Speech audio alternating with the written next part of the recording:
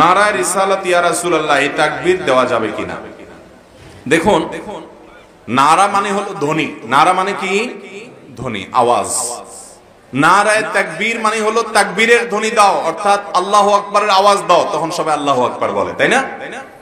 নারায়ে রিসালাত যে, এটার অর্থ হলো আমাদের প্রিয় নবী সাল্লাল্লাহু আলাইহি সাল্লাম, আল্লাহর হাবিব, তার রাসূল হওয়ার ধ্বনি দাও, তখন মানুষ কি বলে? ইয়া রাসূলুল্লাহ, তাই না? নারায়ে রিসালাত বললে কি বলে? ইয়া রাসূলুল্লাহ। নারায়ে তাকবীর যেটা, এটা তো কোরআন হাদিস দ্বারা প্রমাণিত। ভুরি ভুরি জায়গায় নামাজের শুরুতে তাকবীর আছে না নাই?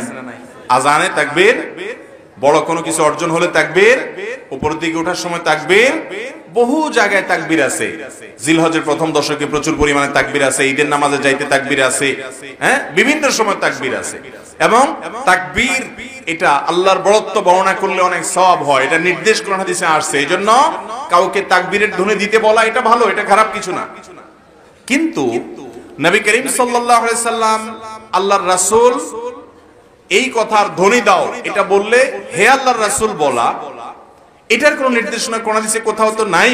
সেই সাথে নারায়ে রিসালাত মানে রাসালাতের ধ্বনি বা রাসূলের ধ্বনি যেটাই বলেন, এটার জবাবে ইয়া রাসূল, হে আল্লাহর রাসূল বলাটা কিভাবে মানে মিলে কিভাবে? তারপরেও যদি আপনি টেনে টুনে বলেন ঠিক আছে, মানে তাকে আল্লাহর রাসূল হিসেবে আমরা স্বীকার করছি, সেটা আমরা বললাম, তাহলে আমার প্রশ্ন হলো, ইয়া রাসূলুল্লাহ বলছেন, রাসূল আকরাম সাল্লাল্লাহু আলাইহি ওয়াসাল্লাম কি এখানে উপস্থিত আছেন? তাহলে আপনি ইয়া রাসূলুল্লাহ কোন হিসেবে বলছেন? আপনি যে দুরূদ পড়তেছেন নামাজের মধ্যে, সেই দুরূদেও তো নবী সাল্লাল্লাহু আলাইহি ওয়াসাল্লাম শিখান নাই। আল্লাহুম্মা সাল্লি আলা মুহাম্মাদ ওয়া আলা আলি মুহাম্মাদ শিখাইছেন। তার কবরের পাশে, তার রওজার পাশে যান, সেখানে গিয়ে ইয়া রাসূলুল্লাহ বলেন, সেটা একটা ব্যাপার। কিন্তু আপনি দূর থেকে বসে ইয়া রাসূলুল্লাহ বলতেছেন, আপনি নারায়ে তাকবীর থেকে আমার নবীর রিসালাত কেটে দিয়েছেন। এটা খারেজিয়তের কাজ, এটা কখনো সুন্নিয়তের কাজ হতে পারে না। কারণ সাহাবায়ে কেরাম আল্লাহু আলামু বলেন নাই, যত জায়গায় আল্লাহর নাম নিয়েছেন বলেছেন আল্লাহু ওয়া রাসূলুহু আ'লাম। সাহাবায়ে কেরাম কখনো বলেন নাই বি আবি আনতা ওয়া উম্মি, বি আবি আনতা ওয়া উম্মি ইয়া আল্লাহ, না, বি আবি আনতা ওয়া উম্মি ইয়া রাসূলুল্লাহ। হুজুর আমাদের মা বাবা আপনার কদমে কুরবান, ফেদাকা, হুজুর আমার মা বাবা আপনার কদমে ফেদা। আরো কি, তুবতু ইলাল্লাহি ওয়া রাসূলিহি, আমি আল্লাহ এবং রাসূলের দরবারে তওবা করলাম। সাহাবায়ে কেরাম তফরিক করলেন না। আপনি খারেজিয়তের বাতাস দেওয়ার জন্য উম্মতের সিনা থেকে আকীদায়ে ইশক, আকীদায়ে আদব, আকীদায়ে তাজিমকে খতম করার জন্য, উম্মতকে আহলে সুন্নাত ওয়াল জামাতে 1300 বছরের আকীদা থেকে দূরে রাখার জন্য পুরা বাংলাদেশের মধ্যে খারেজিয়তের এক জাল বসানো হয়েছে, জাল ছড়ানো হয়েছে। প্রত্যেকটা জায়গার মধ্যে উগ্রবাদিতার জাল, খারেজিয়তের জাল এমন ভাবে বিছানো হয়েছে।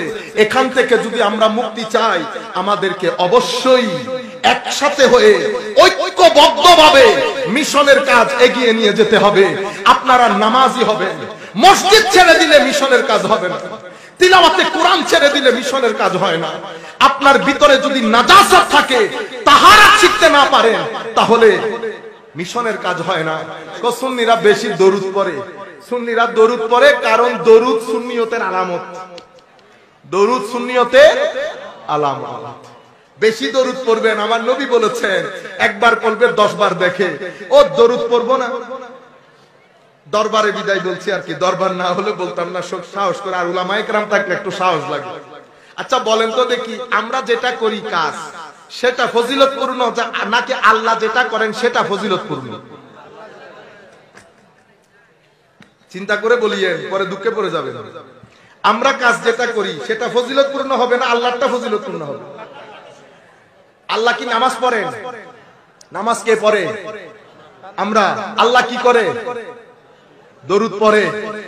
এবার উত্তর আপনারা দেন, আমি দিব না। কোনটা ফজিলতপূর্ণ ওইটা আপনারা নিয়ে থাকেন।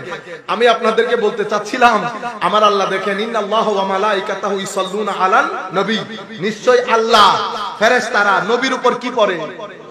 আমি চিন্তা করলাম যে নবী বললেন কেন, রাসূল বললে অসুবিধা হইতো। ইন্নাল্লাহু ওয়া মালাইকাতাহু ইসাল্লুনা আলার রাসূল বললে তো অসুবিধা নাই, কিন্তু বলেছেন নবী। আমি বিশ্বাস করেন, আমার মাথার মধ্যে প্রশ্ন একটা ঢুকলে যতক্ষণ এটার কোনো সলিউশন পাওয়া, এই সবার ক্ষেত্রে হয়, হয় না, ঘুম আসে না, কি কোথায় যায়, এটা কেন হইলো, কেন হইলো, কোনটাও নাই। আয় হায় হায়, আমাদের এক শেখ উস্তাদ বলতে বলতে হঠাৎ করে সুবহানাল্লাহ উনি কোন কারণ বাদে এই কথাটা বলা শুরু করেছেন। এটা হচ্ছে এখনো আল্লাহর ধরতির মধ্যে উলামায়ে কেরাম আছেন যারা কষ্টের মাধ্যমে সাইলের সওয়াল জেনে যান, প্রশ্নকারীর প্রশ্ন জেনে যান।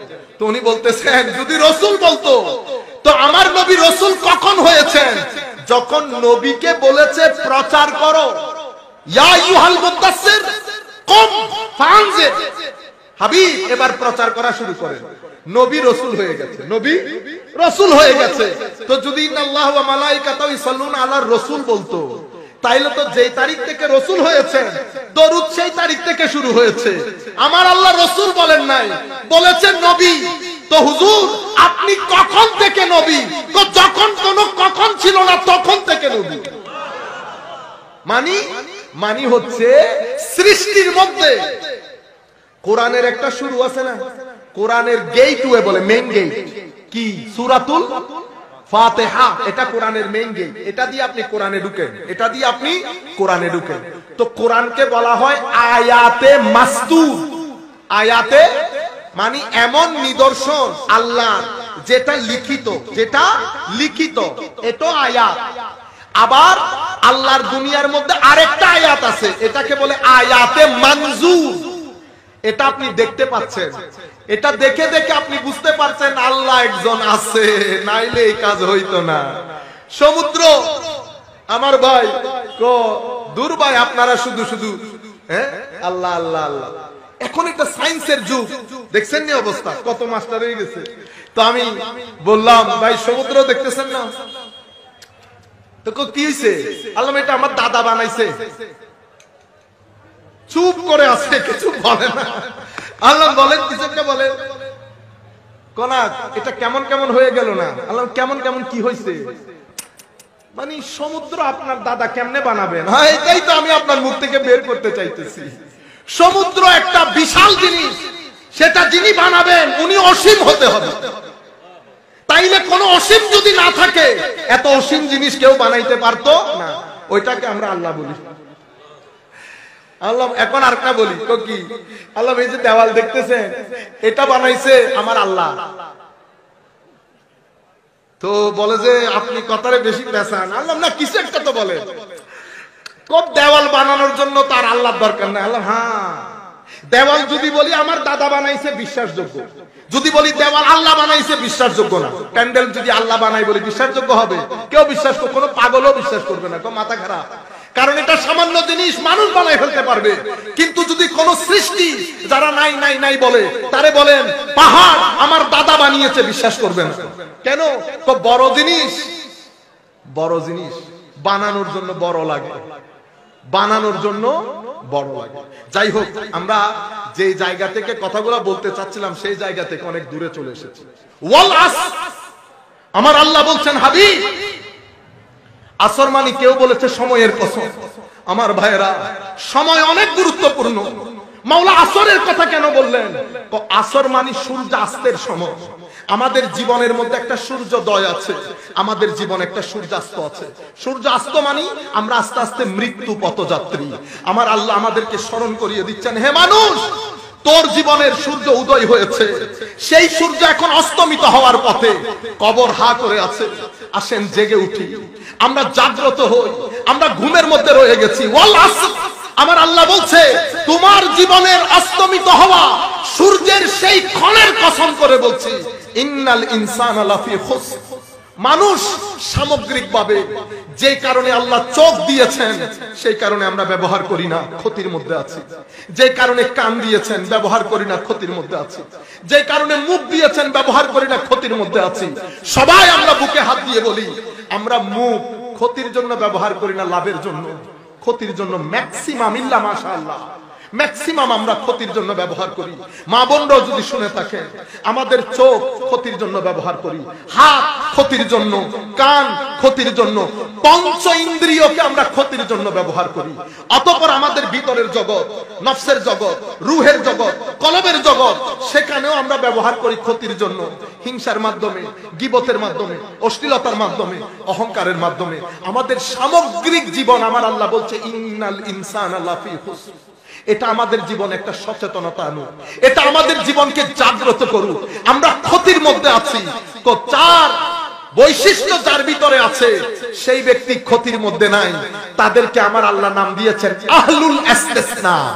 আহলুল ইস্তিসনা ইল্লাল্লাযীনা আমানু ওয়া আমিলুস সালিহাত ওয়া তাওয়াসাউ বিল হক ওয়া তাওয়াসাউ বিস সবর। এই চারটা জিনিস যেই ব্যক্তির ভিতরে জমা হবে সেই ব্যক্তি পুরো পৃথিবীর মানুষ এক প্যান্ডেলে, এই ব্যক্তি আরেক প্যান্ডেলে। এরা আহলুল ইস্তিসনা। এরা তিন ধরনের লোক, জালেম, মুক্তাসিদ, সাবিকুন বিল খায়রাত। এই আহলুল ইস্তিসনা যারা, যারা মুসলমান, যারা মুমিন, যারা মুহসিন, যারা মুত্তাকি, যারা যাকিরিনা বিল্লাহি যিকরান কাসীরা, এরা তিন ধরনের লোক।